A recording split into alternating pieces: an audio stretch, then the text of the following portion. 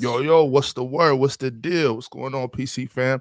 Welcome to another episode of Chill with Chill. It's a beautiful Saturday morning, Saturday afternoon, Saturday night, wherever you are. You know we international ChillTown, so they all We over everywhere. the world checking us out right Yes, now. we are, yo. We everywhere.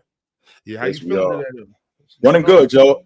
So before we went on the air, you was telling me about a book that you was reading. Big Ox, I ain't read a good book in a minute, man. The last book that I read was Three Ring Circus by Jeff Pearlman. It was about the Lakers.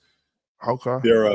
Their quest to three-peat, the Kobe and Shaq stuff, Phil Jackson, how that whole team just materialized and then disintegrated. So I haven't read a good book in a minute, man. What book are you reading?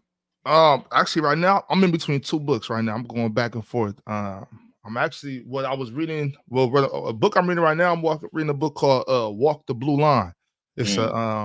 It's really like a diary kind of. It's a book like it's a cops. It's a bunch of different cops all over the country, and they just kind of talking about different experiences, different just different arrests they've made, what got them, just different things like that. But this morning, I was back on my on this Asia Wilson book. Asia Wilson got a book called Dear Black Girls. She just dropped it like a month or two ago. And I'm reading that. I got lost in that shit. I almost was late to the show because sound like a good read. Sound like a real good read. It's cool. I dig Asia Wilson. And not just because she's easy on the eyes. No, that's not the only reason why I dig her. The fact that she seemed like a wholesome, down to earth chick with a real good story. So I think I'm gonna put my head in that book, Big Ox. I'm actually got some running around to do this afternoon. Maybe I can find that book and check it out, because I'm always down for a good read. So yeah. If not, ChillTown, it's on Amazon. It'll Amazon. You get it here in the next 48 hours. Oh, all right. Yeah, it's a good one. It starts off. She starts off telling a story, just kind of like, being from a small town in South Carolina, not really seeing race as a thing. The Confederate flag was just so normal all over, and then kind of like just having that first kind of that heartbreak where she was invited to her friend's sleepover. But they told her, you know what? It's a sleepover. You might have to sleep outside. And she was like, what? Yeah, she's like, yeah. Well, my pops don't like black people, so you could come over, but you can't sleep in the house. So that was kind of her eye-opening situation. I think she was like 9-10 years old. You know what I mean? Yeah. So, things like that. Yeah. So damn, that's crazy. That's interesting, man. Especially because when you that age, when you so young, you don't really know. This girlfriend, she's just my homegirl, right? I don't see her as different than me. She's just my homegirl, and I'm not realizing that my parents, they see the world way different than me, of course, because I'm a kid. But I'm not realizing that when we get into the South, because I don't even realize that I'm in the South like that. I don't know the difference. I'm just here. Right. Wow, man, that's a real interesting thing, considering being a young kid like that. So yeah, I'm gonna put my head in her book. Shout out to Asia Wilson. She's dope. Yes, that's crazy though. Chill, you bring it up. Just we'll get into hoops, y'all. Trust us. We'll get into hoops, but just thinking was so. You're still hot. I'm good. Okay, cool. It was so different, like growing up, because in California, it's just so diverse. Especially, I grew up with so diverse with white kids, Mexican kids, Asian kids, black kids, so diverse. Right. And my mom, she from the country. My mom she a country girl. My pops, he from the hood. He from the project. Yeah, city dude. He a bricks dude. Yeah, okay. So it was just a lot of just different outlooks on how we see different things, and just had to grow up real diverse. And I've always loved all types of people, but eventually things start to happen when you growing up. You like, yeah, okay, I see what's going on here. Right. We gotta act accordingly. But whatever. Hey man, just make sure y'all love yourself. Love yourself. How was that experience for you, Ox? So when you first realized that I'm different than Carol, or I'm different than my homeboy, I'm different than, because like you said, you come from a diverse background. So when you come from a diverse background, you don't really see a lot of different. You don't really see things to be different, even though she Asian and he's Puerto Rican, or he's Latino and she white. Because you're around that, you don't really see it as, even though you are different, you don't really see it as a big deal. So how'd you handle that? just had to kind of get used to it. It was kind of you know, kind of honestly a little lonely. You know what I mean? When you first kind of realize that, you kind of like, I don't know, kind of just take a step back. Like, all right, let me learn myself a little bit more because people not like me. You know, just, you know, it's just a little different. You realize like, wow, I'm really not like you, and I still like you as a person, but we're, you know, some things have been said already, so I really know how you feel. So now I'm just kind of like, you know, I only got my sister right now. You know what I mean? Did you find yourself?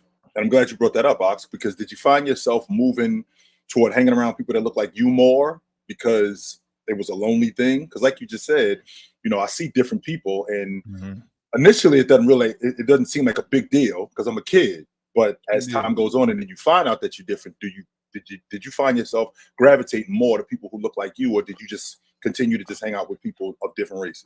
As I got older, yeah, kind of with people more look like me, but at the same time, I found like when I was younger, I kind of felt like, man, some of us really want to be them, you know, and I wasn't comfortable with that, you know what I mean, because I wanted to be me, you know what I mean. So it was just it was really confusing, honestly, ChillTown, like just thinking about it like that.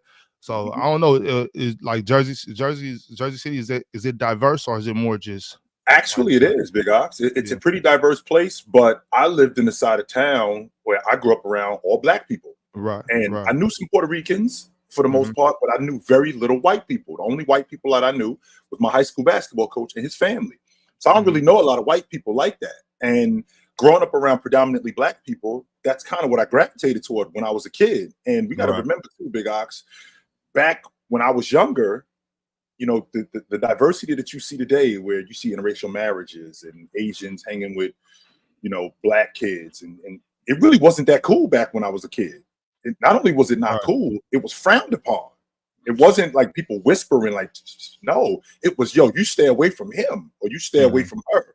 But, you know, as time went on, I realized that, you know, I wanted to be who I wanted to be, and I wanted to hang around who I wanted to hang around. So when I went to college, it was basically a culture shock, because I moved from Jersey City, which I grew up around predominantly Black people, to Burlington, Vermont, where there's hardly any Black people. So ain't nothing but white people up there. And it was definitely a culture shock.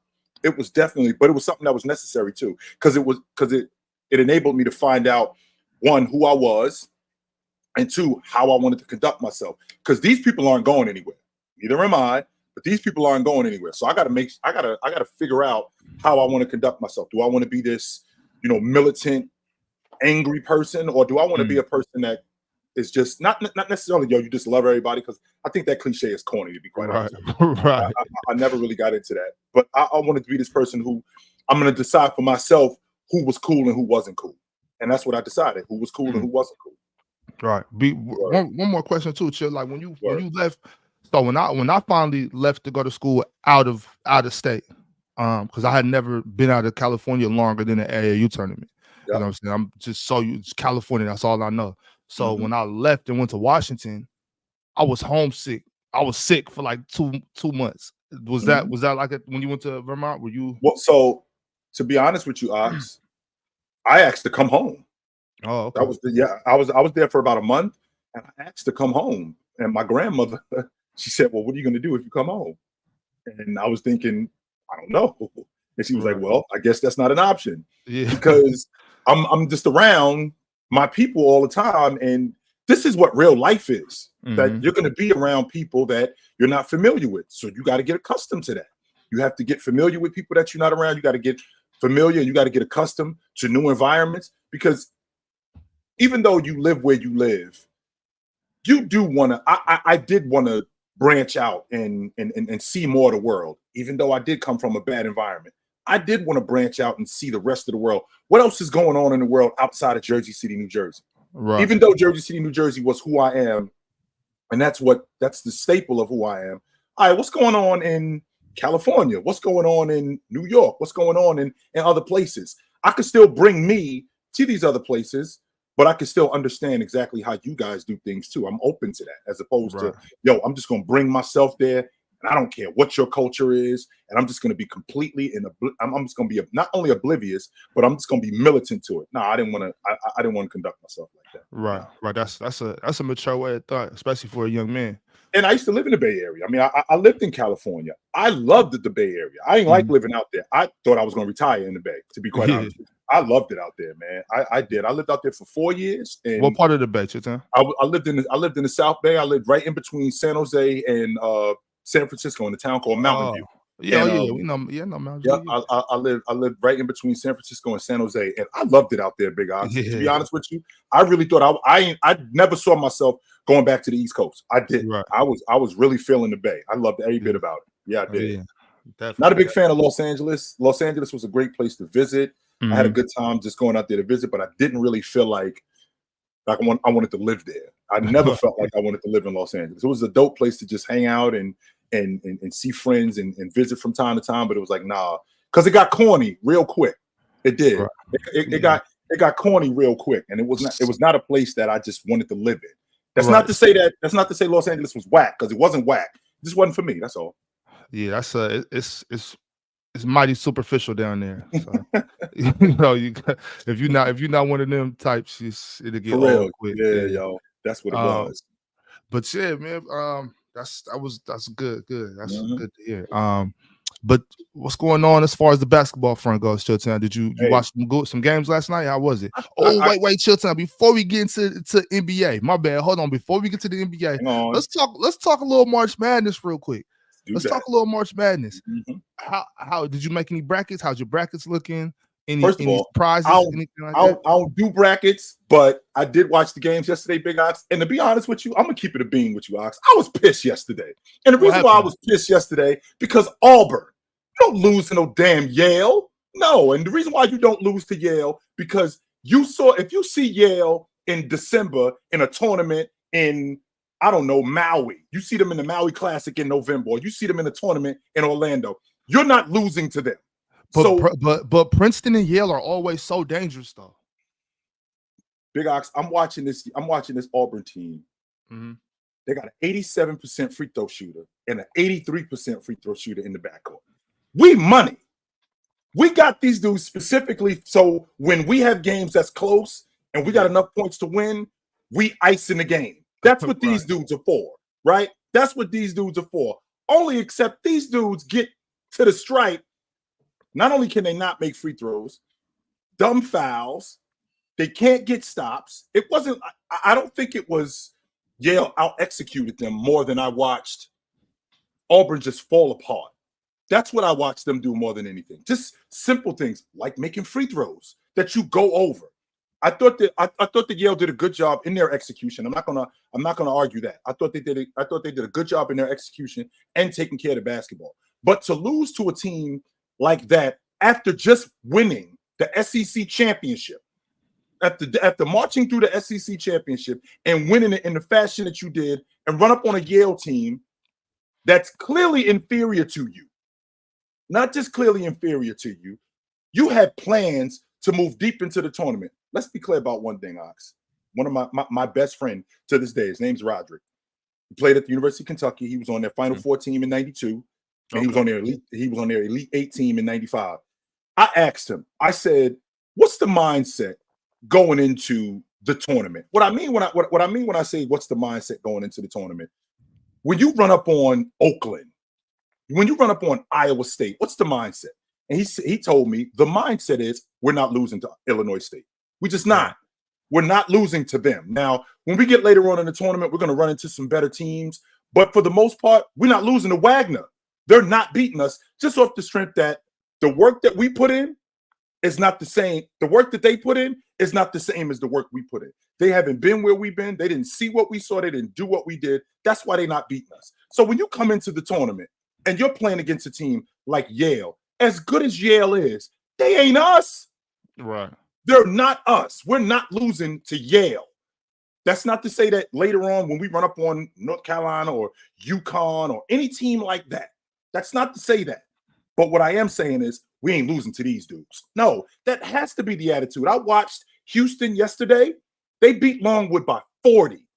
That's how you handle a 16 seed. I watched UConn yesterday beat Stetson by 35. That's how you handle a 16 seed. When you're a 4 seed and you're the SEC champion, you're supposed to handle a 13 seed. A 13 seed is not underrated, Big Ox. This is not like a team that, this is really like a 6 or a 7 seed. No. Yale is from the Ivy League. I think that they, if I'm not mistaken, they were at the top of the Ivy League, but they not us. As smart as these guys are, as good as they are as basketball players, they're not us. We ain't losing to these dudes. And I was very disappointed in Auburn yesterday. Very much so. Yeah. My bracket is busted on Wisconsin. I think I got Wisconsin going to the Elite 8.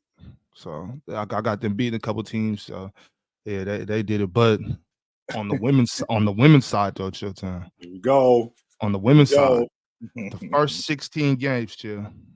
I'm 16 for 16. I caught every single one. All right. All first 16 games, I got all of those right. I'm good. Yeah. I'm good. You know what it was? The game I watched from beginning to end, the Middle Tennessee versus Louisville. I just knew that was going to happen. Savannah Wheeler, Jalen Gregory, that backcourt, ChillTown, that's like Jameer Nelson and Delonte West at St. Joe's type backcourt. So watch out for Middle Tennessee State. They basically going deep into the tournament while I'm sleeping on them. Well, they got LSU, so okay. Well, that might be where the party ends. Okay. Yeah. I mean, in my mind, I'm looking at it like with the matchups because they got the big girl from Russia, Anastasia. I can't. It's hard to say her last name. So they got a rim protector back there who also has really good block work on the other side. They can dump it down to her. So if she can keep Angel Reese off the glass and contest a lot of shots down there. I'm not sure if Jalen Gregory is going to be able to handle Flage, like if she can handle that type of pressure, but if she gets open, she's not going to miss.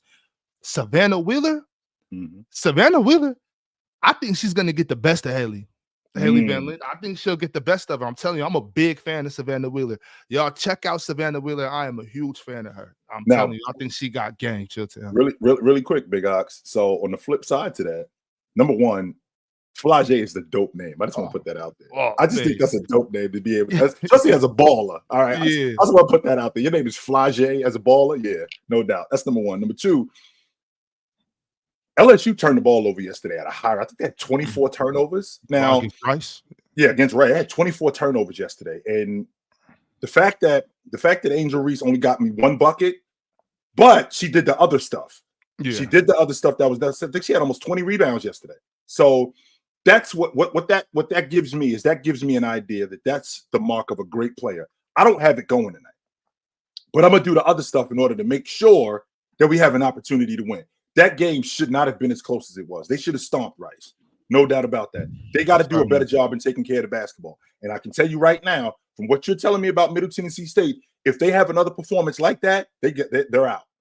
They're out. I'm telling you, right? As good as LSU is, the defending national champs, turn the basketball over like you did against Rice. Middle Tennessee State will show you the door. Yes. Well, Middle Tennessee, they're better than Rice. They're better than Rice.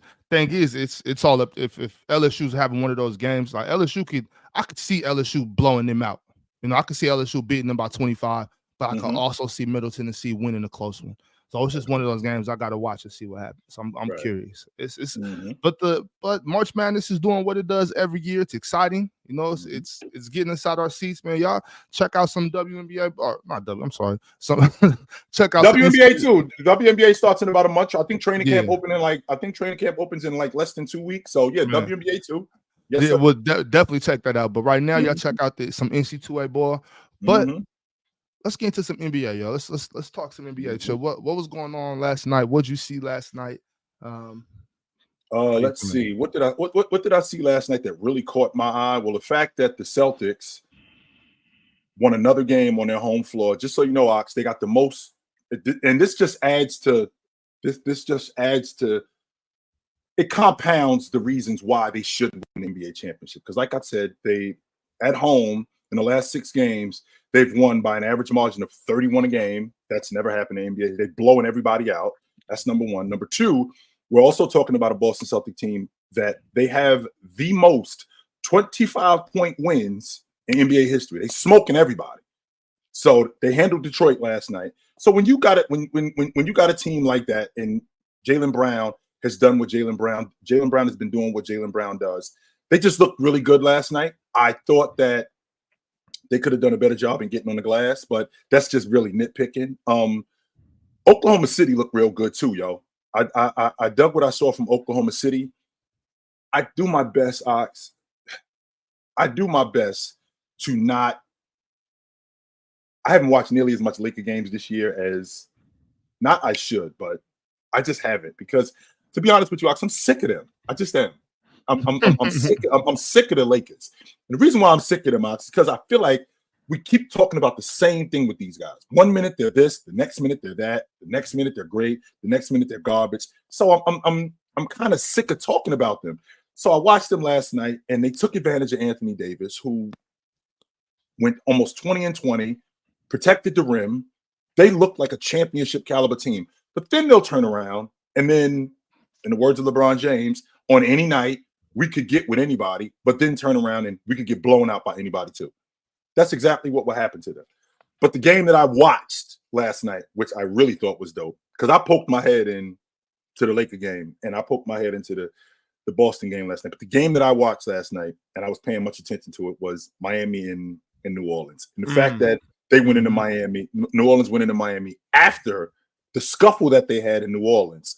I was really interested to see how New Orleans would stand up to Miami. And they did. Not only did they stand up to Miami, they handled Miami with Jimmy Butler on the floor, right? With Jimmy Butler on the floor, with the crew that they had last night, they straight handled them. And they did everything. They did everything that Miami couldn't do. They took care of the basketball. Not only did they take care of the basketball, they rebounded, destroyed Miami on the glass, right? Absolutely destroyed Miami on the glass. Not only did they destroy Miami on the glass, they took care of the basketball. 12 turnovers yesterday. That's it. Miami, only 4 turnovers, which was good. Shot the long ball with the best of them. They did a good job on Jaime Jaquez. They did a good job on Jimmy Butler, too. They did a damn good job on Jimmy Butler, particularly Herb Jones. I'm telling you, Big Ox, he's going to be an all-league defender this year. And if he's not, I'll be really surprised if he's not an all-league defender. The fact that New Orleans got the production that they got from their rotation guys and Najee Marshall and Larry Nance and Jose Alvarado, I thought that was a big deal from them yesterday. I still no way he's not an all defensive team. It's impossible. I'd be surprised if he didn't make the all league defensive team this year. To be honest with you, I'd be really surprised. Zion wasn't great. Zion was not great, but Zion was more of a facilitator / playmaker. Right, he was more of a he didn't have any assists last night, but he was more of a facilitator, getting other guys involved and getting on the glass. I really thought that was a good thing from him. Getting on the backboard, on the defensive backboard. I'd like to see him get on the offensive backboard a little bit more, but him being at the lead guard spot, I think that really helped them because now, like CJ got to play off the ball. Not only did CJ get to play off the ball, Trey Murphy got to play off the ball. And that was without Brandon. That was without BI last night too. That was without BI last night. They went into Miami and they straight dominated those dudes. So that was the thing that I appreciated the most. We don't really talk about New Orleans nearly as much as we need to, and the reason why is because there's not really a lot of hype around them. Zion's been in and out of the lineup over the last couple of years. You know, Brandon Ingram he's performed and then he's underperformed. So we don't really talk about them as much as we should. That's a damn good team they got, Big Ox. A damn good team. And CJ's been balling too. Yes. When CJ plays good, they're really good. Well, the thing about CJ is, and I said the same thing with him. I feel the same way about him as I do about Devin Booker and about Bradley Beal. The fact that Willie Green puts Zion at the 1 and CJ is able to play off the ball, I think that enhances his game. And the reason why it enhances his game, because he's a natural 2. Right. And Zion attracts so much attention. That when CJ is able to play off the ball, he can knock down open shots. He played off the ball when he played with Dame. Right. Yeah, so when he can pass, but what I don't want to do, Big Ox, I don't want to get confused what a passer is and a guy who can pass. CJ can pass. I don't think he's a passer, just like Devin Booker can pass. I don't think he's a passer. So when Zion is at the lead guard and he's getting those guys involved, not necessarily where he's setting them up to get assists because Zion isn't a high assist guy, but he's good enough as a playmaker to get those guys going.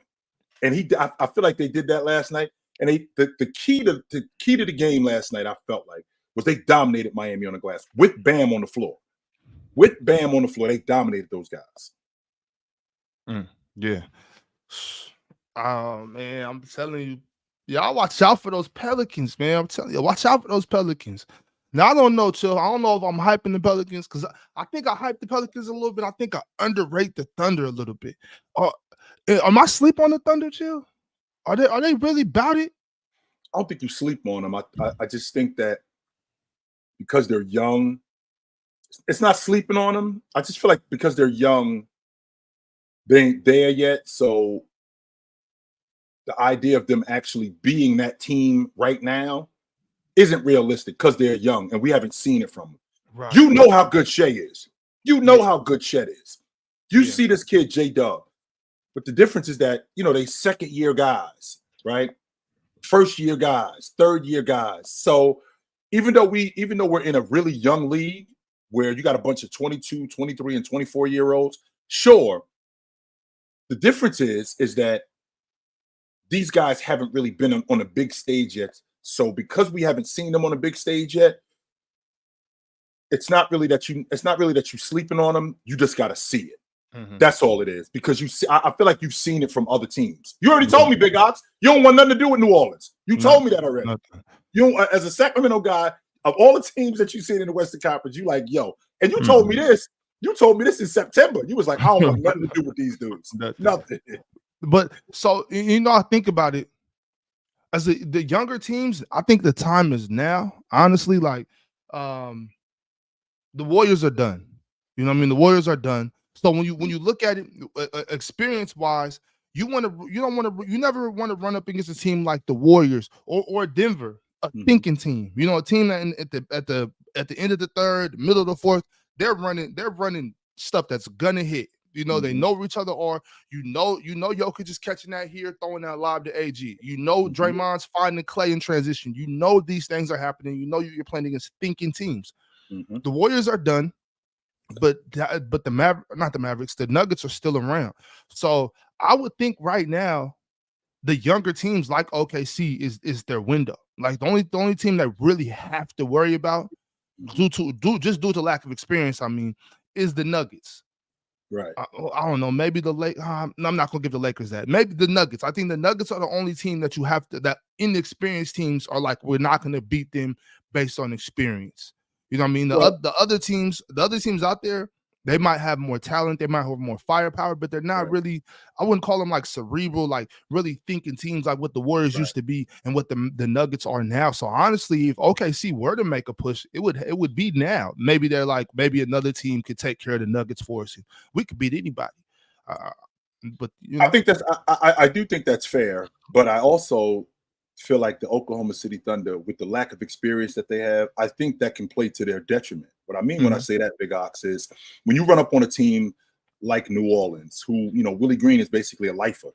And not only is he a lifer, he's really good at exploiting mismatches. So when you run up on Oklahoma City and recognize that their front line is weak. So if I go big and we attack Chet, and we basically tell Shai Gilgeous-Alexander, who hasn't been in the playoffs, you beat us. We're going to go after your front line because we know that that's the meat and potatoes of everything you got going on. Because as good as Shea is, the way to slow down Oklahoma City is to go with their bigs. That's why Minnesota does what they do against them, is go at their bigs. So if a guy like Willie Green were to do something like that, that could be to Oklahoma City's detriment. That's experience right there, Ox. That's not something that's not something that you can learn just sitting around in film study. No. That's getting on the court, getting beat up by Valanciunas, getting beat up by Anthony Davis, and learning that I got to get stronger. Okay, I got to learn how to defend in the post a little bit better. Okay, I got to learn how to close out a little bit better. And not only that, get in a playoff atmosphere and understand how much different it is in the playoffs than it is in January. So I feel like the experience of the Oklahoma City Thunder is one of their biggest obstacles. But I also feel like they're not a pushover neither. I don't. Right. And I hate to sound like a broken record.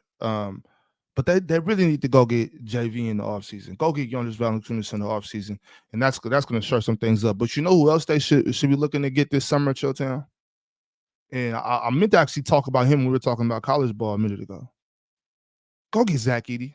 Please, OKC. Go get Zach Edey. I keep hearing people tell me that. Please go get Zach Edey. The last show we was on, big shout out Tank Jones. Please go get Zach Edey.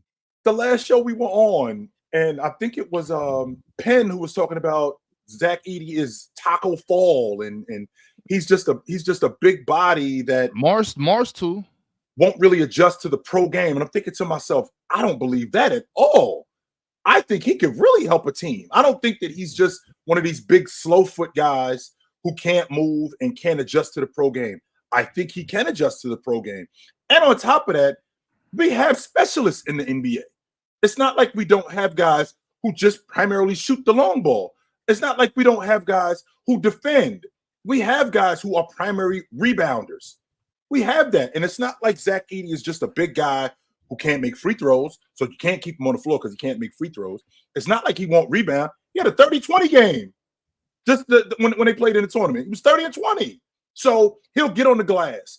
And that is something that's huge for Oklahoma City. That's exactly what they need. I already told I told Fluent, I told him, I said, if he's around when Toronto picks, he'd be a steal for them. I'd be surprised if they passed on him, because a big guy like that, I'm not interested in the whole him, like in terms of the metrics, because I understand the numbers, Big Ox. I know that we live in a basketball world. I do know that. I do know we live in a basketball world, and there's some people that they look at the numbers, and the numbers do matter. They do. But in the end, when I watch Zach Edey, he can get up and down the floor. Zach Edey can knock down an open jump shot. Might not be able to stretch the defense, but not every other guy stretches the defense neither. And he's young, and I feel like as a project, I feel like he could come in to a young Oklahoma City team, help them grow, and really be a difference in what they're doing. And put Chet at the 4. Right. And the thing is, Zach, like I said, go get JV. Zach can come off the bench. You know, Zach doesn't have to play 25, 35 minutes a game. I'm talking about a backup center that's giving you a strong 15 minutes. Right. You know, in 15 minutes, I could see Zach Edey averaging 11 and 7. You know, maybe not 11. Let's give him 9 and 7. That's good backup minutes. That's almost a double-double. You know, like Zach can do that. I don't care if you can't switch out on Kyrie Irving. Who can switch out on Kyrie Irving, Cox? Who? You know how I feel about Herb Jones. You know how I feel about Jaden McDaniels. You know how I feel about Alex Caruso. Who can really switch out on Kyrie Irving? Nobody. So, ain't nobody standing in front of that dude. Nobody.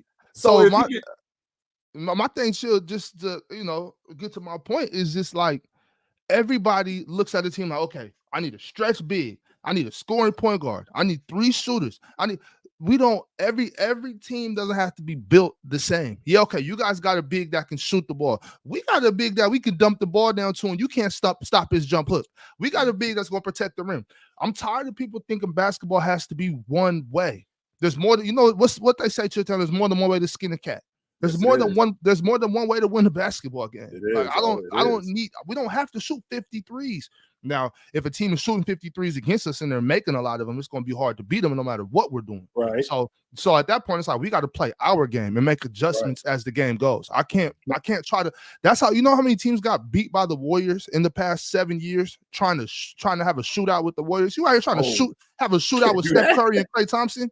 That's bad basketball. It's dumb on your part. It is. But we live in a copycat league, Big Ox. We do. We live in a copycat league, and when a team wins the NBA championship, for example, the Warriors, when a team wins the NBA championship, immediately that's the blueprint. Okay, we need that. Well, wait a minute. No, we don't. Okay, we do need some shooting because maybe that's the way the game is going. But I've always known that the big man has always been prevalent. The big man has always been a big deal in the NBA. Always. So if you got a big man who can rebound, if you got a big man who can protect the rim, if you got a big man who can you can dump the ball down to, whether it's pick and dive, whether it's pick and pop. And when I say pick and pop, I don't mean at the long ball line. Right. I just mean right in the mid post. If you got a big man, you can do that. You are going to have success. Right. I understand that you have teams that stretch the defense. I do understand that. But there is there is more value in the big man than you guys giving him credit for. Way more. Definitely. Hey, 7K. I see you in the lobby. We're gonna get to the lobby in a second. I'm gonna get ChillTown's power rankings real quick, and then we'll get to the lobby. With 7K, I can't pull you up unless you turn your camera on for a second. You don't have to keep it on when I pull you up, but I got to see your face, and you know. Okay, for sure, bro. I got you. All right. I'm gonna get to the lobby here in a couple minutes, but as I just said, we're gonna get ChillTown's power rankings. Unless you got another game you want to speak on from last night, Chill. No, I was good. We talked about the tournament, so I'm good with what I saw last night. So my power rankings, Big Ox, and I did this earlier in the week. Let me pull them up real quick. I'm gonna share it real quick, so everybody can see. 1 second. This is it right here. Okay, I'm ready.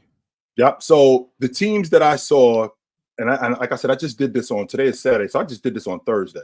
And the teams that I just saw at the top of the league, we can start at the bottom, Big Ox. I'm gonna start at 10. Yeah, okay. I want to start at 10. So at 10, I mean, the Clippers are clipping. This is what they're doing. I mean, they've lost 4 of their last 7 games, including getting blown out at home by the Atlanta Hawks without Trae Young.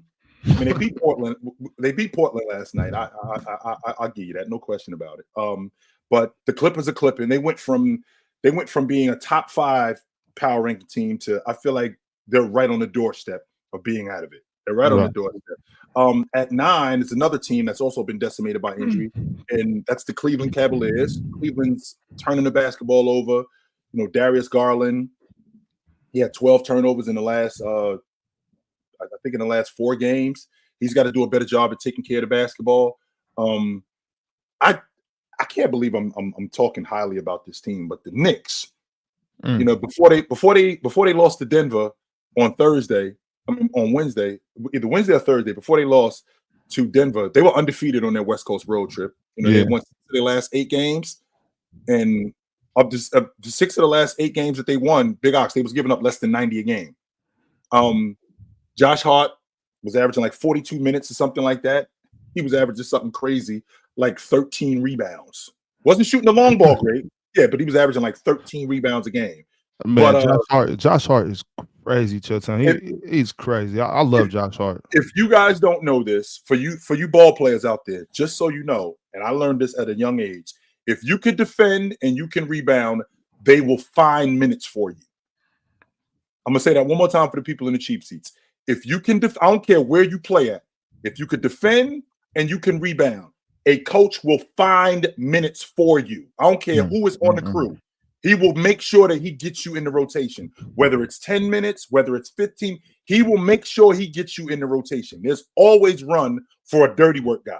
Always. Coach got to play you. He has to. If he doesn't play you, he something's wrong with him. Something is definitely wrong with him. And number 7, and we have Big Ox. We haven't talked about them nearly as much. I think Jamal Mosley has done a great job with that Orlando Magic team.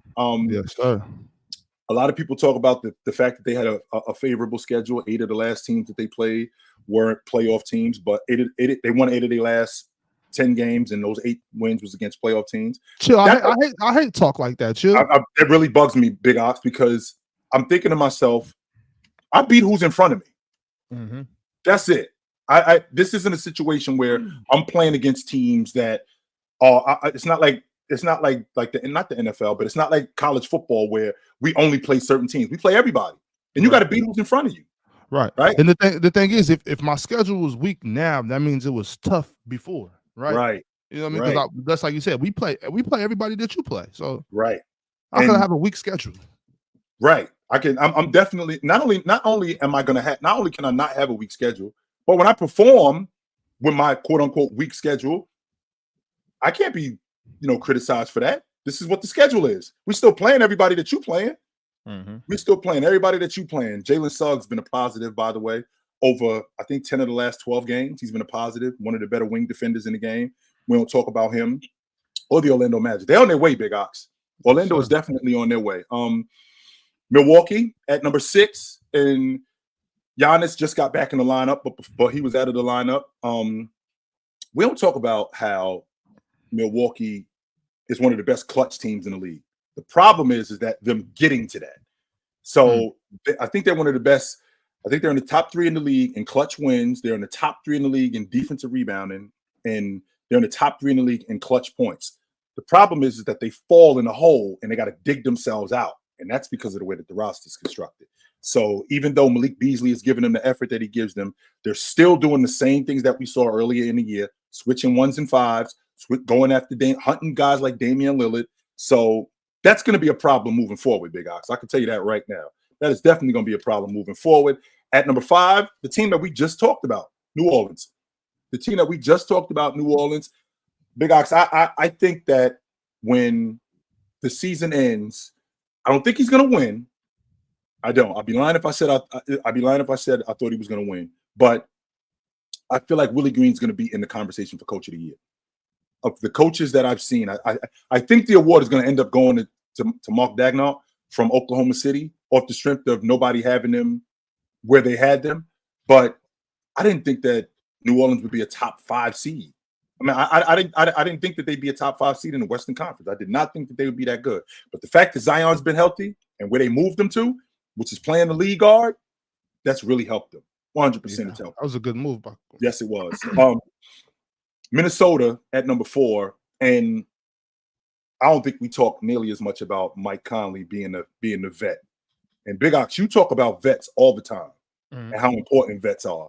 And Mike Conley, what he's done for this Minnesota team at the league guard. I mean, we're talking about a dude that he's playing under like right around 30 minutes. And I think the last 6 games, under 30 minutes.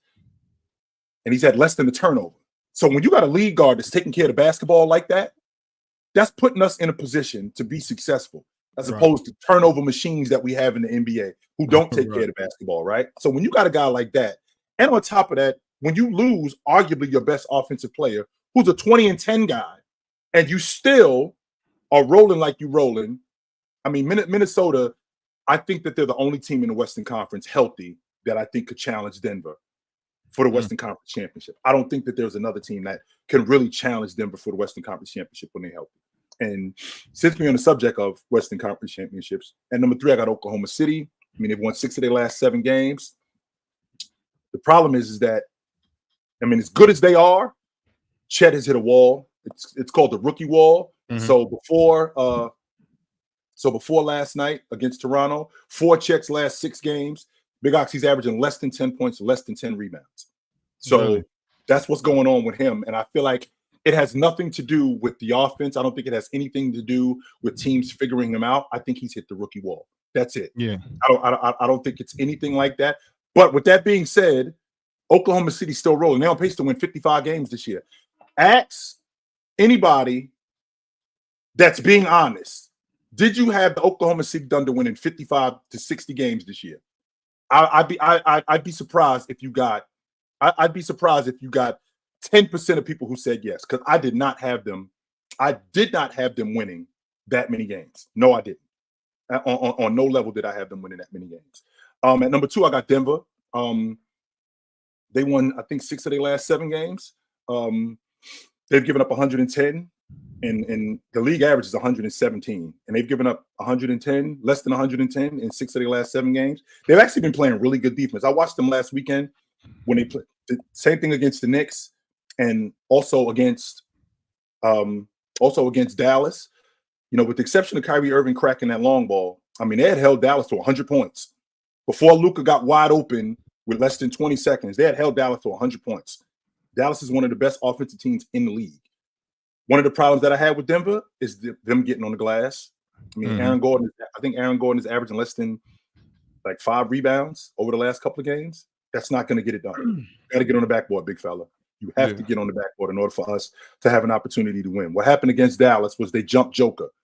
Both Gafford and PJ Washington jumped Joker, and he didn't do anything, and Aaron Gordon didn't do anything about it. So with that being said, right? With that being said, the best team in the NBA is the Boston Celtics. Right. Everything on paper tells me that this team should win the NBA championship. Everything. I mean, again, they've got the most 25-point wins in NBA history. They're averaging their average margin of victory in their last 6 home games has been 31 points a game. They're blowing everybody out, Ox. They're smoking everybody. Yeah, it's not even close. That's why when I hear stats talking about Jason Tatum's points in the last 7 minutes of the game, it means nothing to me. I don't care about his points if we're already up 15 points. What is those stats are completely meaningless. But and really quickly, we got stat merchants out here, y'all. Absolutely, and really quickly to Greek Goat in the chat, you should not stop. This is what I want you to do, Greek Goat. Stop talking to me. Talk to the Miami Heat people. You don't have any reason to talk to me. The last time the Boston Celtics saw you in the playoffs, they beat you. You got bounced in the first round of the playoffs last year. Stop talking to me. Talk to the Miami Heat people. There's no reason for you to talk to me. None. Zero. Talk to the people. Talk to the Miami Heat people before you talk to me. That's all I'm going to say about that. That's all I'm going to say. So ChillTown's power rankings as of now. Today is Saturday, March 23rd. We have the Celtics at 1, Denver at 2, OKC 3, the Timberwolves 4, New Orleans Pelicans number 5, Milwaukee Bucks 6, Magic 7, New York Knickerbockers holding down the 8th spot, Cavaliers at 9, and rounding up the list, we got the Los Angeles Clippers. ChillTown, we have some people upset that they don't see the Mavs up here. In front of who? Who they go in front of? I don't know. I don't think that they go in front of any of these teams. Mm-hmm. And I did this on Thursday, by the way. So okay, this isn't something that I just did yesterday or today, this morning. I did this on Thursday, and it was predicated on my power rankings was the week before. So yes. Well, chat. I need y'all to get in the chat right now. Let us know what do you think about Chill's power rankings. What teams should be out? What teams should be in? What teams too high? What teams too low? Man, go ahead. Drop your top 10 power rankings in the chat if you want to. It's all good. Absolutely. We won't read them because this isn't your show, but we'll look at them. It's all good. We'll take a look. Sure, we will. Absolutely, we will. Absolutely. But let's get to the lobby. Let's see what we got going on back here. We got 7K in the back. Real quick. What's up, Sep? What up? Yo, we good. What up? First of all, shit, I waited this long to tell you I told you so about the Golden State Warriors. I came on here like before the season. You were telling me I was crazy that they weren't gonna make the playoff. Everything that happened about Steph missing games, how they gonna fall off, about Jordan Poole providing scoring, all that, you were like, nah, that's not gonna happen. Chris Paul's gonna do this and that. I bigged up Chris Paul, did I?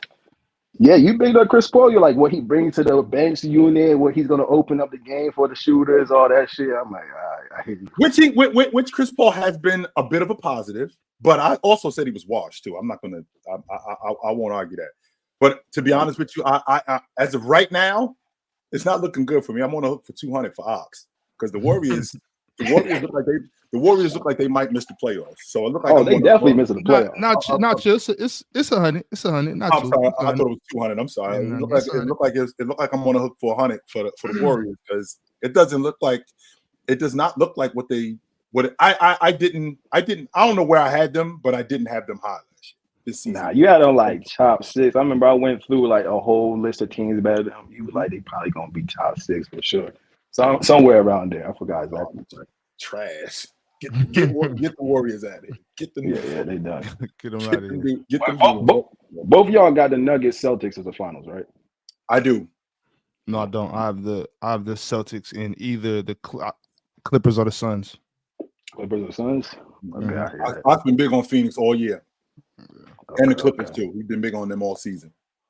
See, I think that the Celtics will have a harder time getting to the finals of the Nuggets because when I look at the Clippers, like I thought they were going to be good this year. I have no belief. Their defense is trash.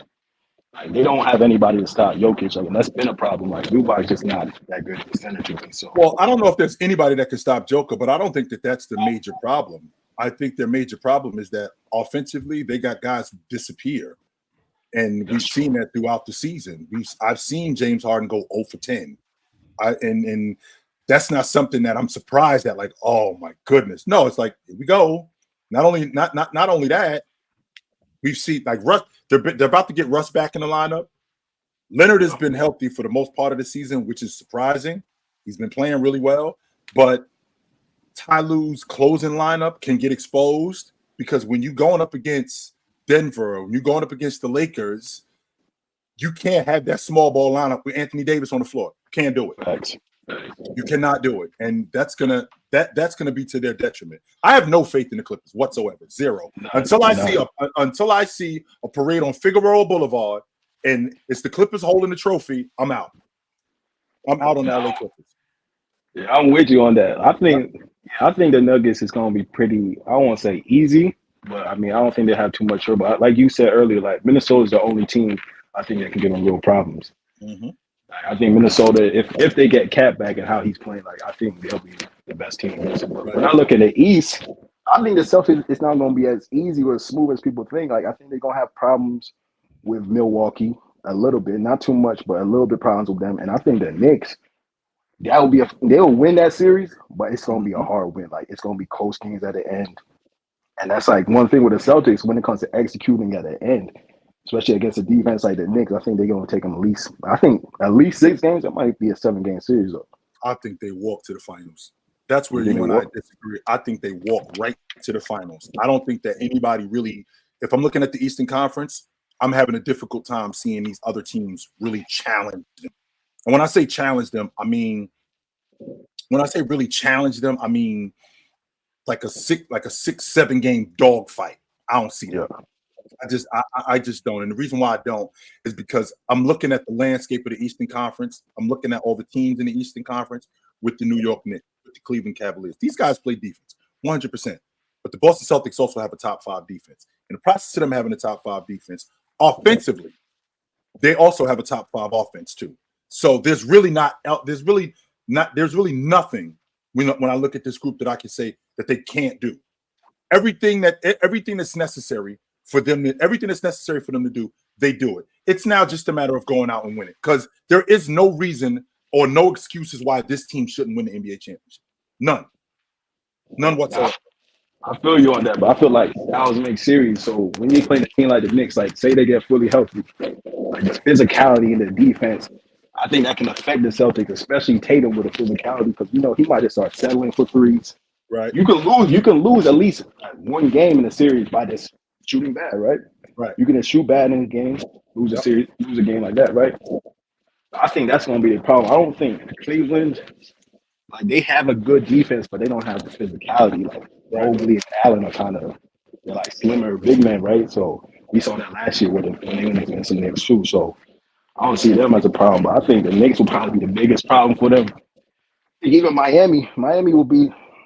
I don't believe in Miami. I never do until they prove it to me. Like every year, I just see them like, you gotta prove it. But I think it won't be as easy. I think every series will at least go like 5 for the Celtics.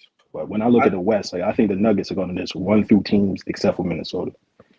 I would get with your logic with the Celtics if I didn't see them play the Miami Heat and they had that dust up with Jaylen Brown and Duncan Robinson. If I didn't see that, I might get with your logic, but they had an opportunity because Miami dirtied up the game. Miami grittied up the game and got the game a little uglier, got the game a little rougher. In the past, in years past, I don't mean just last year, I mean in years past, 21, 20, they would have succumbed to the physicality. They actually stood up to the Miami Heat. And in the process of them standing up to the Miami Heat folded because now we just got to play basketball. And that's all that matters when you running up on teams that want to be physical. They come when they're physical, like you just mentioned, styles make fights. Well, we can play however you want to play. However you want to play, we can do that. You want to play rough, we can do that. You want to play fast, we can do that. You want to play half court, we can do anything that you want to do. We can do that. So because of that, them handling the Miami Heat the way that they handle them, that tells me that this team has matured a lot, and they're definitely down for the physicality. Yeah, definitely. Well, all right, Seven. Appreciate you pulling up, fam. Well, sure. Appreciate you having me. All right. Let's see. Yeah. Man, I don't know. Walking through ChillTown, even for the Celtics, I'm not sure because I'm New York and Miami. New York and Miami are the main two that are like, except for the obvious Milwaukee. Besides that, though, I think those two teams are going to be dangerous. New York actually I don't think Miami. I'm not sure if Miami gets it done this go, but New York can definitely do it. I think the physicality, especially in the playoffs, we've seen the refs kind of, let the whistle, be silent in the playoffs a little bit more, and that favors a team like New York. So for that main reason, I can see New York win. I can see New York winning. If New York won the East, I wouldn't be surprised. Basically, I think that the Knicks, the style of play that they play, is conducive for winning. Just being a defensive team that's just dirty work, that just is just grit and grime, and you're not going to outwork them. That's not going to happen, especially in the dirty work area. In order for you to win, you're going to have to make shots. You're going to have to get on the backboard. You're going to have to defend. They're not just going to roll over. So I think that their style is conducive to winning. The difference, though, is we could do that too. If you're the Boston Celtics, we could play like that too. And not only can we play like that, we could play like that for an entire series. I think one of the major problems that we have with the Boston Celtics is the fact that this team currently has succumbed to stuff like that. And you've seen it. So immediately you thinking, well, they're going to get pushed around because we're not currently, but they've succumbed to getting pushed around. So automatically the logic is that they soft and they're going to get pushed around again. And I think that they shake that this season. I think that they get rid of that. I think that they get rid of all of that rhetoric that we're done with getting pushed around, because that's the difference in us winning and losing. I do like the Knicks. I'm still on the fence of where Julius Randle is. I'm still on the fence in what his physicality is and how healthy he could be. But ultimately, I think if they saw the Knicks, I think that they handled them. I do. Right on. Yeah, guys, we got the lobby somewhat full. So this is what I'm gonna do. I'm gonna start bringing y'all up in duos. I need y'all to have some panel etiquette. Let each other speak. Let's have a smooth flowing conversation. We're gonna, that's all I ask is some panel etiquette. We got Shepard and Dezo. What's good with y'all? What up? Good, Chill. What up? Hey, first off, I just want to say, man, big honor. I've been following y'all for like a year. I followed y'all because Damo hopped on Let's Keep It a Buck. From Let's Keep It a Buck on here, and I was like, okay, the panel nice, and everybody, I'm liking the energy, and I'm liking how, just every day is something fun and entertaining, and it's good, especially because now y'all bringing a new bunch of people and stuff. That's what first we have. Off, I just want to say big shout out to y'all for absolutely, brother, absolutely. My question is, I'm from Dallas, born and raised, so I might be way too high on them, but I've never seen us win games like this, like in the whole Luka era, all the way granted back to like probably 2011, where we probably had this much front court depth. Like I said yesterday, PJ Washington has been locked down on defense. Yes, our guard defenders are still shaky because Derrick Jones Jr. and Dante Exum are our best defenders. So I'm not too high on that, but I trust Dante in big spots. I think he just has that vet leadership, that calm, because he's probably like the second oldest guy on the team or the second biggest vet on the team other than Kyrie. And Kyrie's actually been our leader this year, which has been a surprising change of pace, and it's brought a lot of things, especially post-trade deadline, to us through those picks. So all I'm saying is, I know matchups are a big thing. I don't want to see the Pelicans. I'm good off Herb Jones. What's going on with this Pelican talk? What is happening? What's going on? He using that think box. What's going on? Chill. What are we gonna do? What's going on? What are we gonna do with Zion, bro? What are we gonna do with Zion? Chill. Honestly, answer me. What are we gonna do with Zion? And okay, so if we run Maxey at the 4 and Gafford or Lively at the 5, you trust them to stay in front of Zion? No, I don't trust anybody to stay. Exactly. So like that's the problem, and that's gonna open up everything. Herb Jones knocking down shots, Trey Murphy knocking down shots, CJ knocking down shots. BI is just like, how good is he when he comes back? I think that's gonna be the biggest tale. Now we've seen Giannis. I'm sorry I'm laughing, but I just like the you and Ox, like whenever I say New Orleans, it's this spook look like but look, chill. This is the Zion we expected. This is the Zion we've been waiting for. This is the Zion that would had the league in shambles 4 or 5 years ago, waiting for him. They like, oh, what we gonna do when Zion gets around? Zion, I think the life kind of got the best of him to begin with. You know what I mean? And injuries as well. But he was a young man. He got it together right now. And this is the Zion that you got him locked in, man. He had grown men trembling when he was 19, 18 years old. So now he got, chill. What we gonna do? Was he ripping the ball out of Giannis's hand in the first game, bro? I'm good off that, dog. You remember what he did to Kevin Knox in the summer league? Yeah, I'm good. That was his first NBA play. So I'm saying, like, realistically, the Wolves will probably be our toughest matchup. Our toughest matchups will be teams with size. I think we can dominate everyone else that doesn't have size or isn't as physical with us, because the way we've been playing recently, like OKC, we could beat OKC. We could beat who else is in the top West? The Nuggets. I just don't like Jason Kidd versus Mike Malone. I like us against the Clippers. I like us against the Clippers. Kawhi's going to get his. Kawhi's definitely going to get his. But I think this is Phoenix. We can have. I think we own Phoenix mentally, and they haven't been good in fourth quarters. I wish I could say that I knew what it was about Phoenix, but Lucas. Everybody act tough when they up. Everybody act tough when they up. Lucas sees Phoenix. It's like he sees red, and he is after them. He is after them. Like he looks like one of them dudes, Ox, that before the game, like whenever they play Phoenix before the game, don't talk to me. Don't say a word to me. Wait till. That's the kind of guy he looks like when he plays against Phoenix. I don't know what it is about Phoenix. I don't know what they did, but when they play Phoenix, chill. He think they soft. Real talk. After the series, when they were up 2-1 and Devin Booker was flopping on the floor saying, "Oh, this is the Lucas special," he walked in the tunnel down 2-1, said, "Everybody act tough when they up." He literally said that and then beat them and blew them out in the game center. Like that's the thing that terrifies everybody. It's like you got to have it here. That's why I'm scared about Minnesota. We can push them to 7. We could win or we could lose. It's either way. We could push them to 7. Like I said, we can beat the Clippers. My only 2 teams are the only team really is the Nuggets, because Mike Malone is going to coach circles around Jason Kidd, and that is not going to be fun.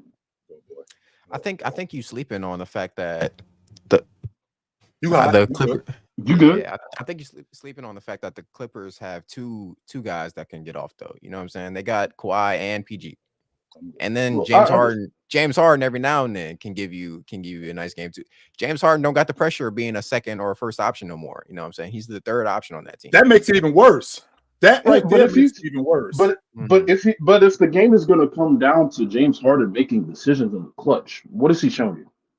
Well, he doesn't have to do that. That's the point that he's making. That he doesn't have to do that as a primary ball handler. When we get in the meat and potatoes of the game, he basically replaced what Russ was doing last year.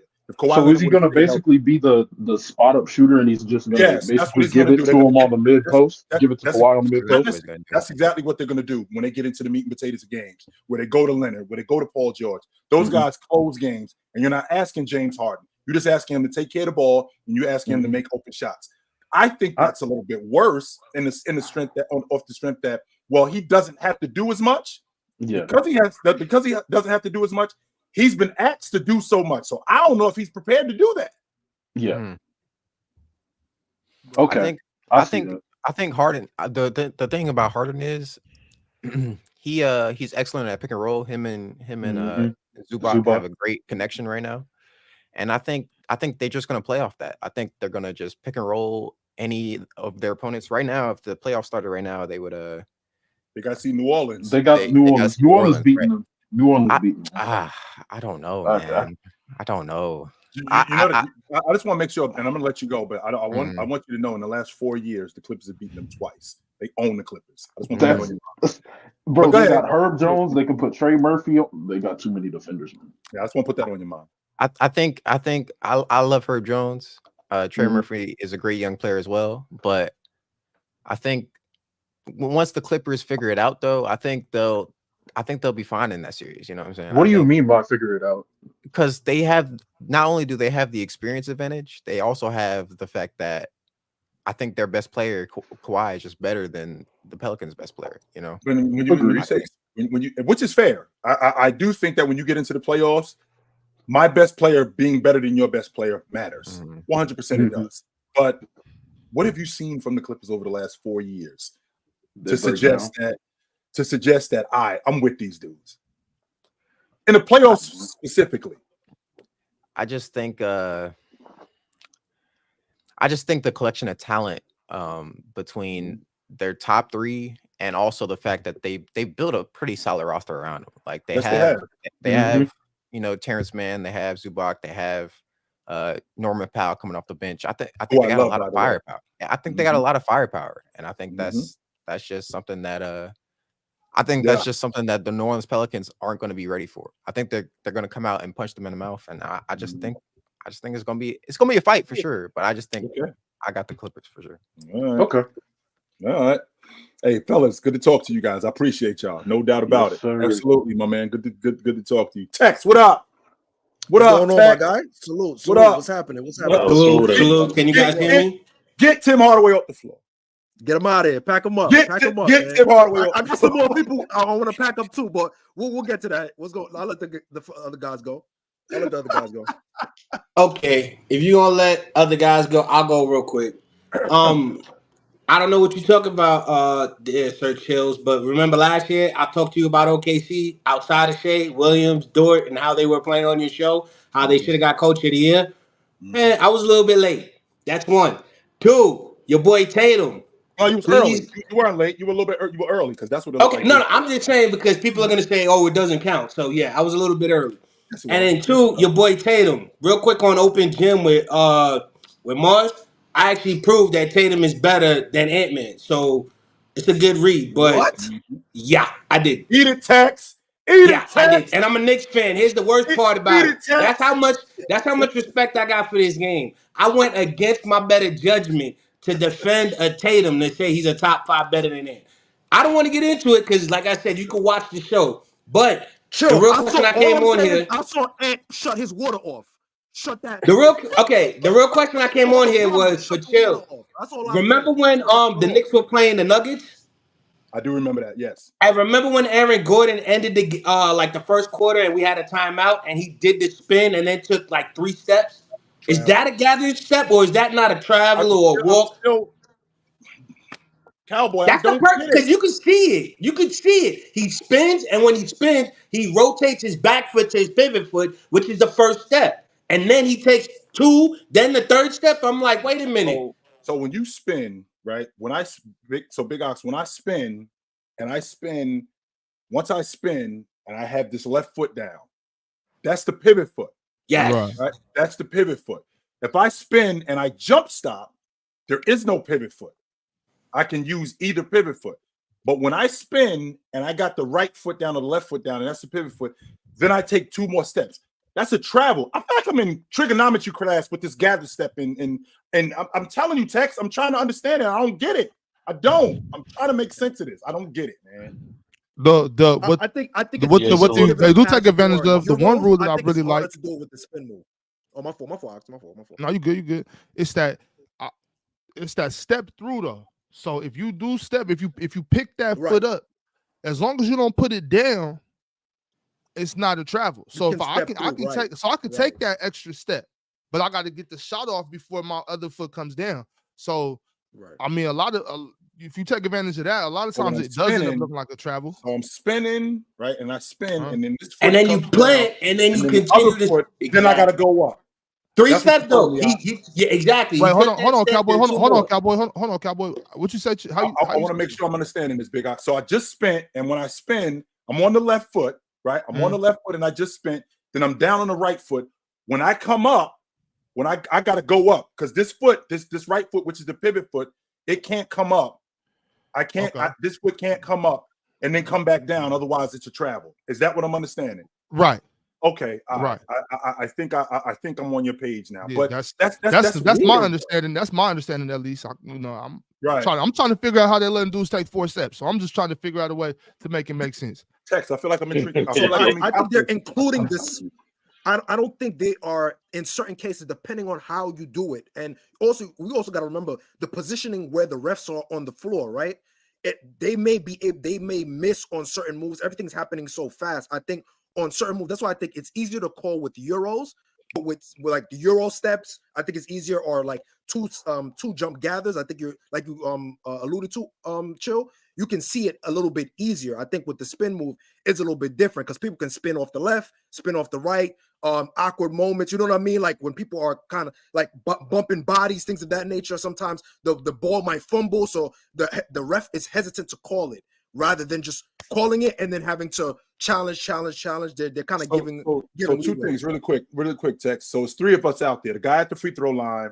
That's called the C. So my responsibility is from the free throw line to the middle of the lane, all the way to the rim. That part of the floor.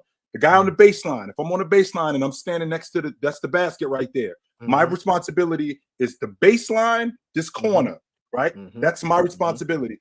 And the bucket. That's what I'm looking at. If I'm in the trail, my responsibility is to the free throw line. And then that half of the floor from the hash mark to the free throw line, that half of the floor, and offensive and defensive rebounding. That's my responsibility. So if I see a guy, and by the way, there's a reason why it's three of us out there, because if you miss something, then I can catch it. That's why it's three of us out there. But if I see in my area, because what they're telling us is ref your area. That's the most important thing, to ref your area, right? It's called ref your primary. That's what it is. Calling your primary. So if I see a guy in my area, my primary area, and he does that, I got to blow the whistle. If it's a travel, I have to do that. I can't just, well, it looks like a travel. Well, it doesn't. There are things that may be up for interpretation, but things that are not up for interpretation are travels. You have a pivot. I mean, chill. Rudy Gobert said it best, man. You know what it's all about. You know what it's all about. Charles Barkley, Charles Barkley and Kenny Smith, they didn't want to allude to it, but we know what it is. We know what it is. Yo, this is quality. Yeah, this quality basketball talk is salutations, brothers. But chill, and you know what it is. I want to bring the Ruckers. Chill. They're not better than the Nuggets. Chill. The Celtics just simply aren't. I understand what they're doing for the regular season. That's cool. But last time I checked, chill, to be the man, you have to beat the man. And in particular, the two times that we did see them play, it didn't look too good for your Celtics, and particularly that first game. The main reason I have with the Celtics, you are right. They have all the talent. They have the personnel. They have the experience to get the job done. But when you go across that man in Denver, that team in Denver, you got to have a certain level of IQ. You got to have a certain level of Oxy understand his reference. You have to have an understanding of flex.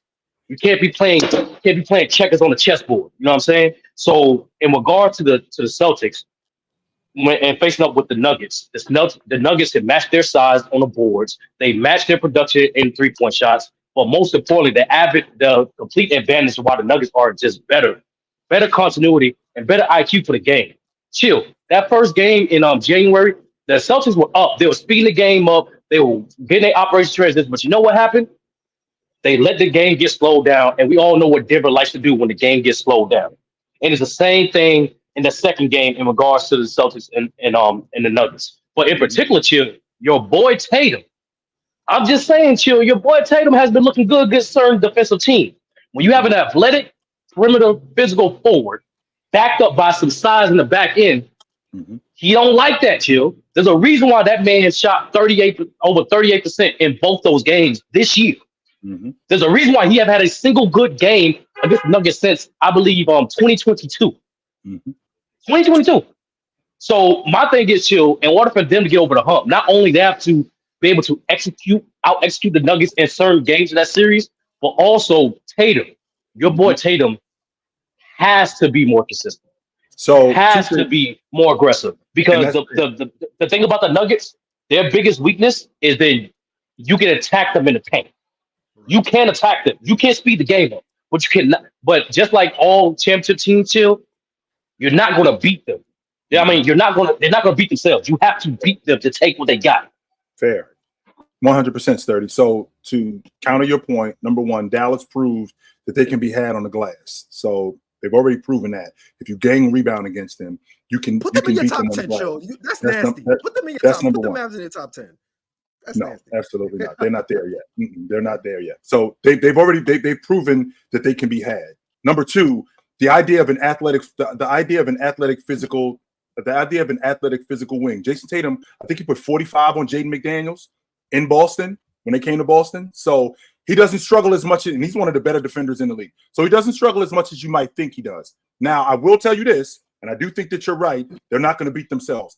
I do not like the game close against Denver. I don't, because that 2-man game between Jamal Murray and Joker, they're just gonna basically what I equated to an anaconda. They're just gonna squeeze the life out of you. That's all they're gonna do. They're just gonna slowly squeeze the life out. That's all. They're just gonna squeeze the life out of you. So this team with Jason Tatum not being passive, because he's not gonna be able to do that against a Nuggets team. He's going to have to stay engaged. Not only is he going to have to stay engaged on offense, he's going to have to stay engaged on defense as well. So I think that this is something that can be done, but I also think, because when I watched them play against Denver, they can get up on them. I just don't like the game close.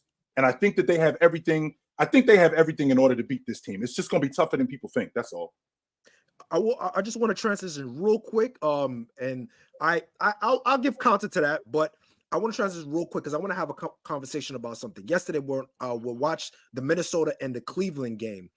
We might have to have a conversation about Darius Garland. You alluded to the 12 turnovers in the past couple of games. Moving forward, I've been hearing throughout the NBA grapevine that the idea might be moving forward is to get off Darius Garland to get some more pieces and have Donovan Mitchell move to the point guard. As you guys saw when DG was out, Donovan Mitchell was hooping as the one guard, as the lead guard. Here's a proposition. I want to know your thoughts, and here's a proposition. What do you think about it? Would you move him to Orlando or Houston? The reason why I say Orlando, I think his style can fit around the team, and they'll still have the defenders to hide him, and it will provide them a scoring punch at that lead guard position and put them in their spots where Paolo can be a little bit more off the ball, Franz can be a little bit more off the ball. Or Houston, the reason why I'm saying Houston is I would flip Fred VanVleet for DG, or, try to make it around in that aspect. Put DG with as the lead guard while Amen Thompson is kind of learning. And you still have a young dynamic point guard who can still facilitate the offense, who's not really looking for his shot as much, and he can help the other guys kind of balance out. And what it would do is you put Fred VanVleet as his true position would be a backup point guard on a contending team. So you have him backing up Donovan Mitchell in that aspect. What's your thoughts on that with the DG thing, moving him to either Houston or Orlando? Well, two things. I'd rather Orlando because I'm getting a younger lead guard in Cole, because you would definitely have to hand Cole over. And the idea of Fred VanVleet going to the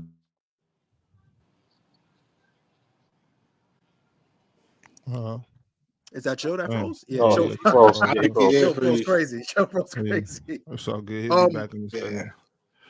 Real quick though, hold on. Cowboy, you got anything else?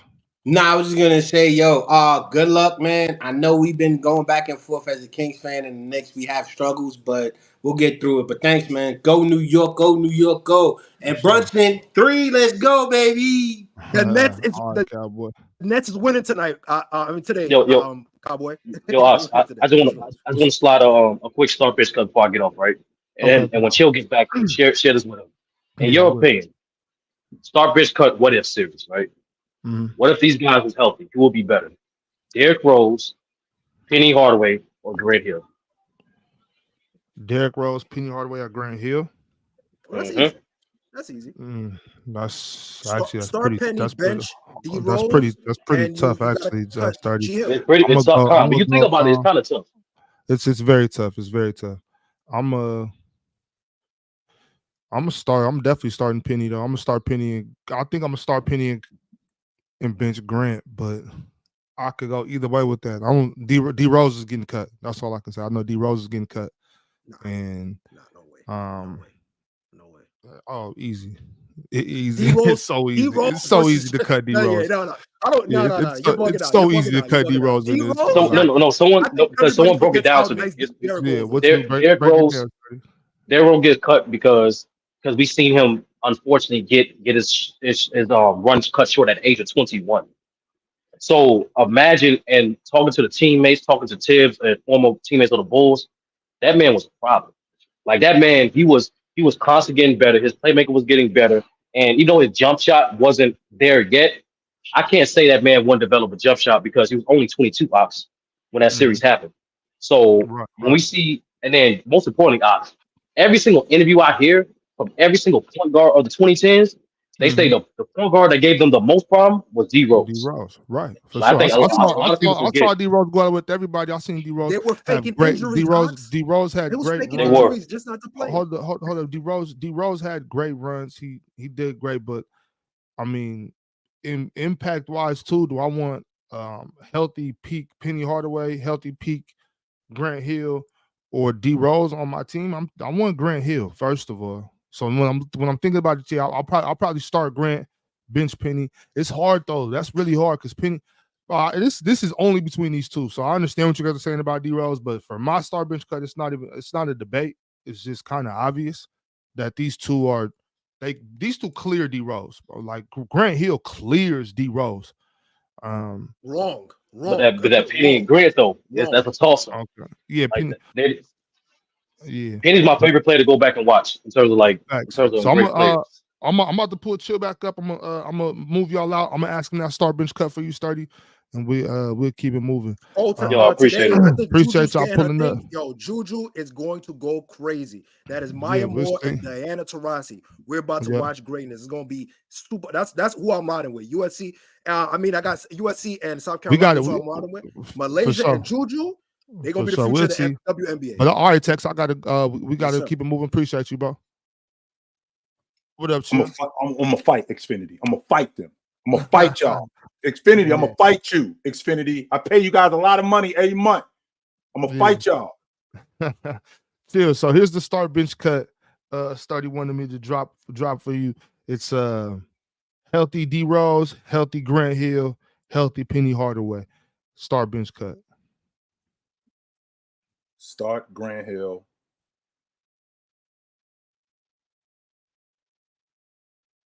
Bench Penny, cut D Rose. Yeah. Your mic went out, Big Ox. Yeah, that's what I was thinking. That was the obvious one to me. Like I think that those two clear Derrick Rose, but with all due respect to Derrick Rose, I think those two are clear of him, and Grant Hill especially. I think that was mine too. I'm starting Grant, cutting D Rose, bench of Penny. Got a couple super chats real quick. Let's get to them. First of all, Andra became a YouTube member. Appreciate you. Yep. Andra had a super chat, said healthy Mavs versus healthy top four in the West versus the Wolves. Versus the healthy Wolves, the Mavs are up 1-0. Versus healthy OKC, they're up 1-0. I guess that game was a blowout. Up against the healthy Clips, they're 1-1, and against healthy Denver, they're also 1-1. Well, that's one game that they've been healthy. So what does that tell me? That's one game that they've been healthy against Oklahoma City. What does that tell me? I mean, they split with the Clippers, and they split with Denver. So that tells me that you guys only been healthy one game, and health matters in the playoffs. Health definitely matters in the playoffs, man. If you're not healthy, then I mean, and don't get me wrong, when we get to this part of the season, Big Ox, let's make sure we clear. Nobody's 100%. You've gone through a 7-8 month season. Nobody's 100%. Everybody's beat up on some level. So you're gonna have to fight through knick-knack injuries. But how far can you go when you're fighting through those knick-knack injuries? Right. Tank Jones also sent a super chat. He said, Chet versus the Jazz a game ago. 35 points, 14 rebounds, 3 blocks, 2 steals, plus 27. He hit a slump, not a wall, OG. I don't know if maybe you and I have a different. I think it's tomato. I mean, it's the rookie wall and the slump. I basically think it's the same thing. So, and like I said before that game, for the previous 6 games before he played that game against the Jazz, he was averaging 7.5 points and 7.5 rebounds. That's not the I slump and the rookie wall, basically the same thing. Because the rookie wall, it's not like guys are done for the season. No, that's not what happens. What do you attribute the rookie wall to? Is it just that long of a season? First time playing 80 games? Well, think about this, Big Ox. The NCAA tournament just started, and it's over in 2 weeks. And basically, Chet has played on almost 4 times the games that he's played in college, he's going to play an 82 game season. Right. In addition to the playoffs. In college, if you're on a good team, you play 30 games. That's 2 months in the NBA. 2 months. So when you get to late February, early March, right? Late February, early March. I mean, that's putting a lot on it, man. That's putting a lot on it. So it's a lot of basketball. A lot. So a lot. Yeah, that's a lot of ball, yeah. Sure, let's get to this quick playoff predictions we got brewing up for y'all. Sure, let's just go straight top 8. We'll just cut the play in. We'll cut that out. I know you feel the play in is the first 82 games of the season anyway. So we already got a play in tournament. Yes, we do. You got 82 games to get into the playoffs, and if you can't get in the playoffs after 82 games, you're in a playoff team. I understand the whole logic about money and all of that stuff, but I don't like it. I don't like it at all. I'm gonna bring this up real quick, and I'll fill it out as you go. Let me see. Is it up here? Boom. Okay. So chill. Let's go west first. Yep. Let's go top. Top 8. Let's go top 8 seeds. Top 8 seeds as of today. Let's see here. If according well, this is based on what you think. Your prediction come the end of the season. Who do you think will be the top 8 in what ranking? I think the Lakers get I think the Lakers. I think they beat Golden State. I think Phoenix beats whether it's Sacramento or Dallas.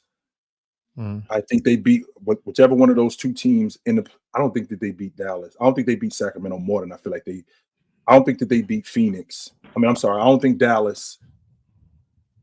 that they beat Sacramento more than I feel like they beat Phoenix. But if this is going on today, I think Sacramento beats Phoenix. I think the Lakers beat Golden State. And I think that the Lakers end up beating Phoenix. So I think that you have Sacramento at 7. The Lakers are the 8. So the Lakers are 8. Okay. Lakers are 8. You got the Kings at 7? The Kings at 7. Well, let's just go like this. So who are the Lakers going to face? Who are the first seed for the playing the Lakers? I think Denver gets that number 1 spot. I do. Denver. I think they overtake Oklahoma City, and I think that they end up with that number 1 spot. I think Oklahoma City's schedule at the end of the season, it's going to be it's not favorable for them. Okay. And who do you have at the 4 and 5? Who's at the 4 and 5? I think New Orleans is pretty supplanted in that 4 spot. I mean, in that 5 spot. But I do think that they can move up to the 4 spot because I know the Clippers, and I know the Clippers can go to pieces. I do know the Clippers can go to pieces, but I'm going to keep it like that for right now. And Clips at the 4? I'm going to keep the Clips at the 4. I'm going to keep New Orleans at the 5. Okay. Okay, so then who are at the 2 and 7? It's going to be the or we'll go 3 and 6. 3 and 6. OKC and who? Dallas. Oh, wait. No. So Minnesota. Wolves at the 3. And Dallas at the 6. Okay. And so the Kings will be playing OKC. That's beautiful. I like this. That's what it looks like. So this is it. Okay. First round of the playoffs. What do we have? Who wins this series? Denver versus the Lakers. The Denver Nuggets in 5 games tops. I think they handle the Lakers in 5 games tops. Denver have 5. Yeah, I think they smoked the Lakers in 5 games. Okay. Let me see actually if I can make this a little bigger. So hopefully y'all can see it a little better. Okay. In the next series, Clippers versus Pelicans. How does this go? I'm taking the Pelicans. I think that Willie Green outcoaches Ty Lue, and I think the Pelicans beat them in 6 games. Pelicans in 6. Wolves, Dallas. I'm taking the Minnesota. I think defensively they're just better, and I think that's what's going to carry them. I think that they beat Dallas in 6. I think if Ant beats Luka in the playoff series, we got to have some conversations, yo. It's a conversation that some people don't want to have. I'm telling y'all, we're going to talk about that. Okay, Kings, OKC. Man, I'm really torn on this series right here. And the reason why is because on the one hand, I really like what Sacramento is doing. I do. I really like how good De'Aaron Fox can be. I really like how good Sabonis is. But Oklahoma City, that experience, man. And especially what Sacramento saw last year and the fact that they were in the playoffs, I'm taking the Kings in the dogfight in 7 games. Okay. 1 second, chill. Because I think Oklahoma City is what Sacramento was last year. That's what I think they are. Right. So Kings in 7. Mm-hmm. Okay. So now we're back up here. We got Dallas versus New Orleans. I mean, Denver versus New Orleans. I'm sorry. I'll take Denver in 5. Denver in 5. Damn, Denver just walking through. Yep, I'll take that. Okay, Wolves Kings. I'm taking Minnesota because I think by that time Cat will be back, and I'll take Minnesota in 6, strictly off the strength of how good they're going to be defensively. Right. So for the Western Conference Finals, who do we have? Actually, you know what, Chill? Let's stop there. Let's stop there. Hold it right there. Yeah, let's head east. All right, let's head east. Okay. Hold on. All right. Who do we have at the 8 and 1? At the 8 spot, I think Atlanta beat. I think Atlanta's out of the play-in, so I think the Bulls beat them. So I think they're out. Yeah. So the Bulls got the Bulls. Yeah, the Bulls is in the 9-10 spot. The Bulls and Atlanta are in the 9-10 spot. So I think the Bulls beat Atlanta. So I think that they're out. I think that in a 1-game playoff, no Joel Embiid, I think Miami beats Philadelphia. So they're in the 7th spot. So now Miami? So now that leaves Philly and Chicago. And I think Philly beats Chicago, even though Chicago's been playing really good lately. Wait. So who's the 7th seed out east? Miami got the 7th seed. Okay. Miami has the 7th seed. And Philly ends up playing Chicago for the 8th seed. And I'll take Philadelphia. So Philly has the 8th seed. Yes, Philly takes the 8th seed. Okay. Excuse me. Okay, got you. Okay, so then here we have, let's go. Yes, so who is, this is the 3 and 6 right here, 3 and 6. Okay. Yes, okay. So who do you have at 6?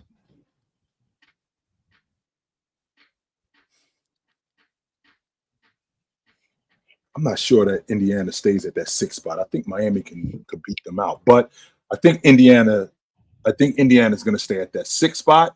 Where it gets tricky, is the 3, 4, 5 spot. That's where I think it gets tricky. Right. I'm going to keep Indiana at that 6th spot. Okay. In the 5? I'm going to keep Indiana at that 6th spot. I think the Knicks can beat Orlando out. And I think Orlando takes that 5 spot. And the Knicks take the 4 spot. Okay, so it'll be Knicks and okay. Knicks in Orlando. Here. And then who do we have playing? Who do we have at the 3? I think Cleveland overtakes Milwaukee at the 3 spot. I do. Okay, so Cleveland's at the 3 or the 2? No, I think Cleveland overtakes Milwaukee at the 2 spot. And I think Milwaukee ends up with the 3 spot. Okay. And then that means we have the Bucks, the Cavs here. And Boston here. Okay. So in this first series, 1 versus 8, what do we have? Boston owns Philly. I think they handle Philly in 5 games, even with Joel Embiid coming back. Boston in 5. Okay, in the Knicks Orlando series? I love this series right here. This is going to be a dogfight series. But I think the Knicks handle Orlando in 6 games. Love them. Knicks handle Orlando in how many games you say? 6. Knicks in 6. Mm-hmm. Bull Bucks versus Indiana. This is the series people have been wanting. Indy's been terrorizing all season. They own them. Are they going to continue to own them in the playoffs, Jill? I don't think Giannis is allowing that. I don't. No, I don't think Giannis is allowing that.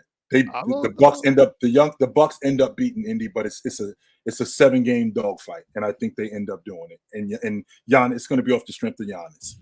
I just can't see Giannis letting them do that. What about Miami versus Cleveland?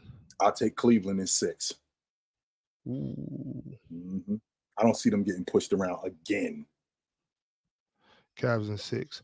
Okay, so let's see who wins this Bucks-Cavs series. I'm going to take the Bucks in 7. I don't think Cleveland's there yet. I don't. Milwaukee going through 2 7-game series. That's going to be tiring. Mm-hmm. Okay, Knicks, Boston. I think Boston handles them in 5 games, maybe 6. But I'm going to go 5. Boston in 5. Boston in 5. Jeez. Okay, so we have the Eastern Conference Finals. Boston versus Milwaukee.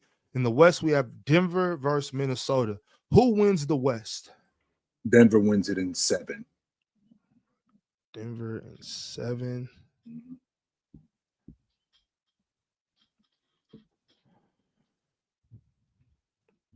In Boston versus Milwaukee. In 6. Boston in 6, maybe 5. But I'll take 6. Yeah. Okay. So who is the champ? Boston is the NBA champ in 6 games.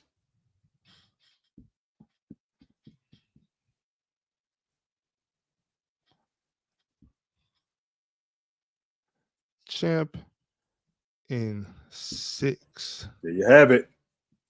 Y'all saw it here first. That's Chill's predictions for the NBA playoffs. We're going a little over time already, y'all. So let me run through these super chats real quick. Y'all keep checking out this bracket. Here in the suits already in our ear. Like, yo, let's go. Y'all check out the brackets and leave some comments, right now or after the show. Leave some comments. Let us know what you think about it. All right. Alan L says, Ant not even top 12, Ox. Please stop it. L Ox and L Dub. Appreciate the super chat, Alan R. Oh man. You know what, Chill? Alan R made a comment, a message in the Telegram. And I fear that Alan R is going to start lumping me in with the L Dub every show. I don't think I deserve that, Alan. No, you probably don't. Andra 15789 says, Ant is in his 4th season. Luka is in his 6th. Everybody acts like Ant is a young phenom, second coming of Christ, and Luka is old, washed. I don't think Luka is old. Nobody thinks that Luka is old. I think Luka just turned 25, or is he still 24? I mean, they're only 2 years apart, no doubt about that. But if anybody, I don't know who you mean when you say everybody, Andra, because I don't think Luka is old and washed. I don't even think Luka's hit his prime yet, to be honest with you. I don't. Right. Well, guys, that was another great Saturday show. This is Chill's bracket for the NBA playoffs. The Boston Celtics are NBA champs in 6. You heard it here first. Appreciate y'all for pulling up. It was a great show, just like every time. We'll see y'all on Wednesday on Chill with Chill. See y'all on the panel on Monday. And Chill, Fluent and Chill is Tuesdays now, correct? Tuesday night at 8 o'clock. Come check us out on the Players Choice Network. And since you're on the subject of Players Choice, I don't know if y'all noticed, but as you can see, as you guys can see, yes, they have laced us with some gear. My man has yet to get his. I don't know what the holdup is. What's the problem? I know it better be a truck outside my house in the next 2 hours. I'm about to make some phone calls. I just know that I know that my man, because we had to talk to some people. I've been complaining the whole time how much better Ox would look with some Players Choice gear on. So it's now official, like that.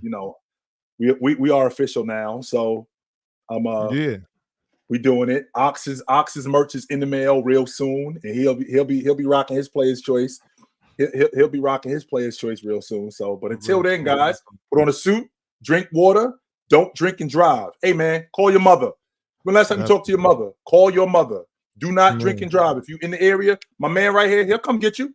Call him. Definitely will. He will come scoop you up. I don't care what time it is. Call him up. He'll come get you. Yo, Ox, I had too many to drink. This is where I'm at. Can you come scoop me? He'll come get you, yo.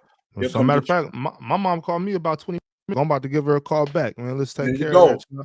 Make sure you do that. Absolutely. Until then, take it like we take it. Absolutely. All right, y'all. We'll catch y'all next time. Appreciate y'all. Later. Love yourself. Yes. Ain't nobody gonna love you.